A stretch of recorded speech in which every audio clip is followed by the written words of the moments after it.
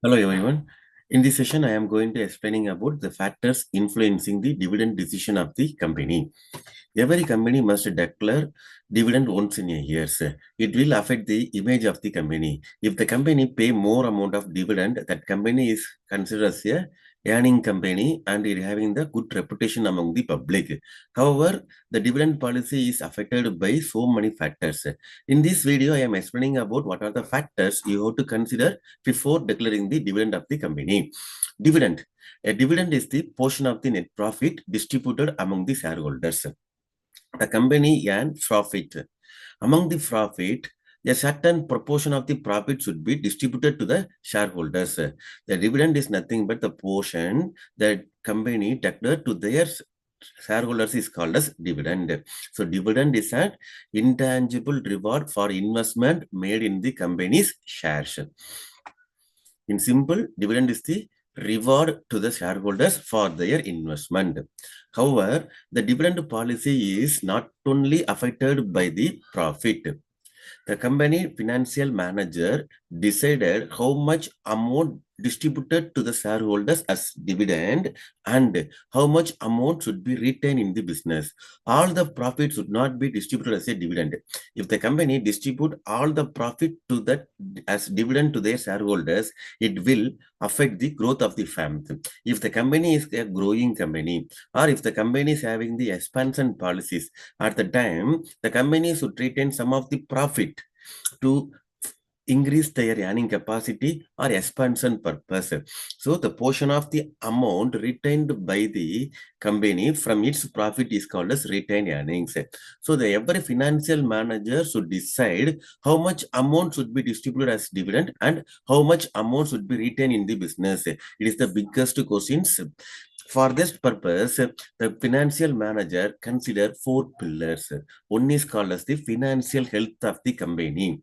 To pay the dividend, the company should having adequate liquidity in the cash. Adequate liquidity means the company is having the sufficient amount as cash because the profit is not in the form of cash. It is in the form of any other asset or in any forms. So, for paying the dividend, the financial manager should consider whether they are having the liquidity in cash or not. Likewise, if the company is having the debt in its capital structure, it is in position to pay interest whether it earn profit or not. So, before declaring the dividend, the financial manager should consider the financial health. And next one is the strategic need. Strategic need means the company should decide whether the company should control by the existing shareholders or the debenture holders. If the company wants to control their entire business by the existing shareholders only, instead of distributing the dividend, the company should retain all the profit for their growth approach. And next one is called as the human elements. Human element is nothing but the shareholders' desires. The shareholders' interest is the important factors affecting the dividend policies because the shareholder is the owner of the company. If the shareholders expect that the profit should be retained in the business, the company does not give any dividend. An opponent, the shareholders returns expect the returns in their investment. At the time, the company should pay the dividend. Likewise, the external environmental factors like the law. Companies Act tell that some portion of the profit should be distributed to the dividend. So the company should obey the rules and regulations. Now we consider about one of the each by each factors. The first important factor is called as liquidity of the fund. I already pointed out that if the company is like to pay the dividend, it must having the adequate cash in their hand. If the company is maintaining the adequate liquidity, the company pay the excess dividend. Otherwise, the company should retain the profit. And the next one is called as the debt obligations. The debt is one of the sources of the capital. If the company if the company is having the huge amount of debt, not in the position of the paid dividend, because if the company is having the debt, it is the obligation or it is the compulsory to the company to pay the huge amount of interest to the debenture holders. At the time, the company is not in position to pay the dividend to their shareholders. Next one is called as the ability to borrow.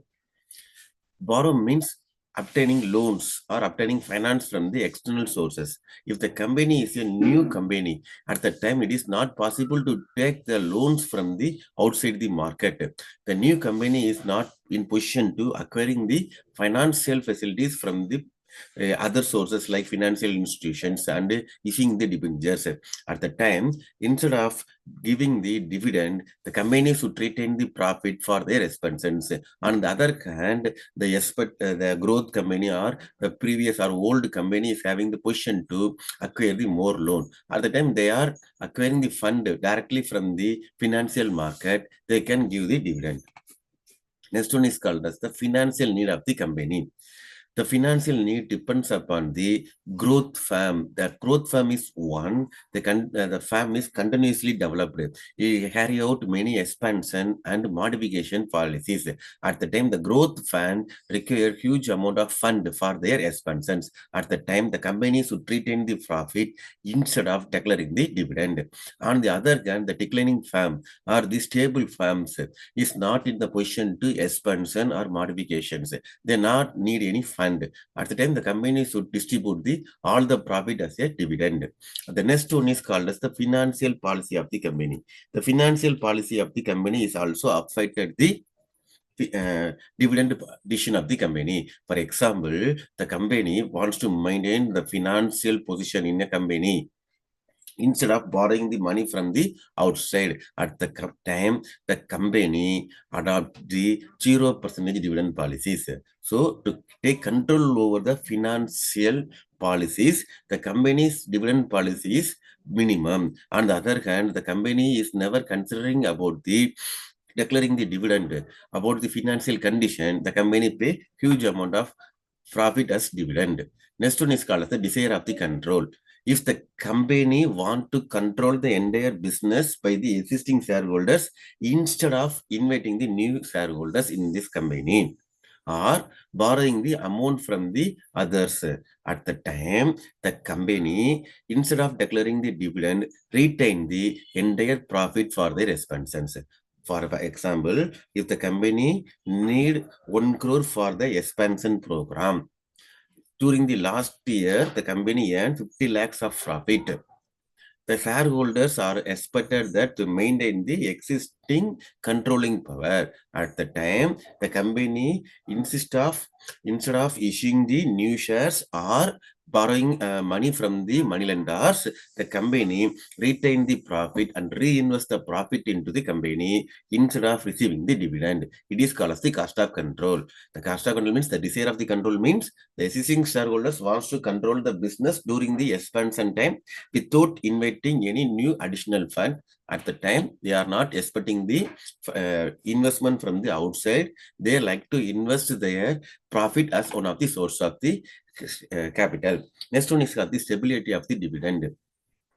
The company always declaring a fixed percentage of the dividend, interest-rate of the profit. At the time, the company must pay the stable dividend. For example, every year the company must be paying the 20% of the profit as dividend.